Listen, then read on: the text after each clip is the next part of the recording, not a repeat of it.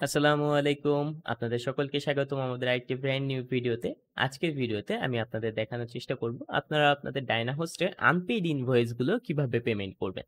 তো আমাদের টিম থেকে আপনাদের সার্ভিস সম্পর্কে রেগুলার মেইল, মেসেজ এগুলো প্রদান করা হয়। তখন আপনারা মেইলগুলো দেখে অনেকে হয়তোবা কনটেন্ট গুলো দেখে বুঝতে পারছেন না যে কিসের ইনভয়েসে মেইল আসছে, হ্যাঁ?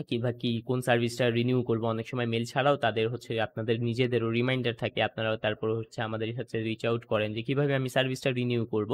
হ্যাঁ? তো এজন্য কিন্তু আমাদের সার্ভিসের ইনভয়েস গুলো আপনাকে পাঠানো হয়ে থাকে। তো এই ইনভয়েস গুলো পেমেন্ট করে দিলেই কিন্তু আপনার সার্ভিসটা রিনিউ হয়ে যায়। হ্যাঁ, তো আমি আজকে আপনাকে ভিডিওতে এটাই দেখানোর চেষ্টা করব যে আপনি আপনার সার্ভিসটা কিভাবে রিনিউ করবেন ইনভয়েস গুলো পেমেন্ট করার মাধ্যমে। হ্যাঁ, তো অ্যাকচুয়ালি এর জন্য আপনাকে ডায়না হোস্টের ওয়েবসাইটে যেতে হবে। সেখান থেকে আপনি অ্যাকাউন্ট থেকে লগইনে ক্লিক করে আপনার আইডি এবং পাসওয়ার্ড দিয়ে লগইন করে নেবেন। তো আমি আমার অ্যাকাউন্টে লগইন করে আছি অলরেডি।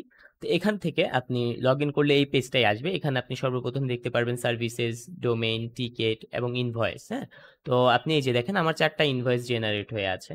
আমি এটার মধ্যে যদি একটা ক্লিক করি, আমার এখানে 4টা ইনভয়েস আনপেইড আছে। এর মধ্যে একটার মধ্যে ক্লিক করে যেকোনো জায়গায় ক্লিক করলে এটা ওপেন হয়ে যাবে। তো এটার মধ্যে আমি আমার ডিটেইলস গুলো দেখতে পাচ্ছি যে কোথায়, কোথায় কিভাবে চার্জটা হচ্ছে। এখানে যে ইনভয়েসের ডেসক্রিপশনে ডিটেইলসটা দেয়া আছে। সে কি পারপাসে, তারপর কত থেকে কত ডেট, টাইমটাও দেওয়া আছে, হ্যাঁ? তো এইটার জন্য আমার চার্জটা হচ্ছে। এটার ইনভয়েসের পুরো ডিটেইলসটাই কিন্তু আমাদের এখানে দেয়া আছে। তো এখানে ইনভয়েস নাম্বারটাও দেয়া আছে যে কোন ইনভয়েস নাম্বারটায় পেমেন্ট করতে হবে। তো অ্যাকচুয়ালি এখানেই ডেসক্রিপশনে আপনি আপনার সার্ভিসের ডিটেলসটা সম্পূর্ণ পাবেন যে কোন সার্ভিসটা রিনিউ করবেন। আমাদের যে হোস্টিং এর যে ইনভয়েস গুলো সেগুলো আপনার যে এক্সপায়ার ডেট, সেই এক্সপায়ার ডেটে 14 দিন আগে অটোমেটিক ইনভয়েস পাঠানো হয়। কিভাবে ডোমেইন ম্যানুয়ালি রিনিউ করবেন সেটারও ইনভয়েস সেটার ভিডিও আমরা আমাদের ইউটিউব চ্যানেলে পেয়ে যাবেন। তো এটা আরেকটা যে কিভাবে আপনি ইনভয়েস গুলো পেমেন্ট করবেন। তো এই জন্য এই যে পেমেন্ট মেথড, এখান থেকে আপনি আপনার পছন্দ মতো পেমেন্ট গেটওয়েটা সিলেক্ট করে নেবেন। এখানে আপনি বিকাশ অটো চেক আউট কিংবা bKash personal, rocket, send money, নগদের সেন্ড মানি, হ্যাঁ, international card, BRAC bank payment, next visa card, debit card payment, এগুলোর মাধ্যমে পেমেন্ট করতে পারবেন। তো এখানে আমি যদি বিকাশ পার্সোনালটা সিলেক্ট করি, আর অনেকে পার্সোনাল নাম্বারে পেমেন্ট করতে চায়, তো তারা জানতে চায় কিভাবে করবে। তো এখানে এই যে বিকাশ পার্সোনাল, এই নাম্বারটাতে আপনারা পাঠাবেন। হ্যাঁ, সেন্ড মানি করবেন, অ্যামাউন্টটাও লিখে দেওয়া আছে, আর রেফারেন্সটা এটা দিয়ে দিবেন। আপনি সেন্ড মানি করার সময় একটা রেফারেন্স নাম্বার চায়, তো তখন এই নাম্বারটা দিয়ে দেবেন। আমি আপনাদের অটোমেটিক গেটওয়েতে দেখাচ্ছি কিভাবে পেমেন্টটা করবেন।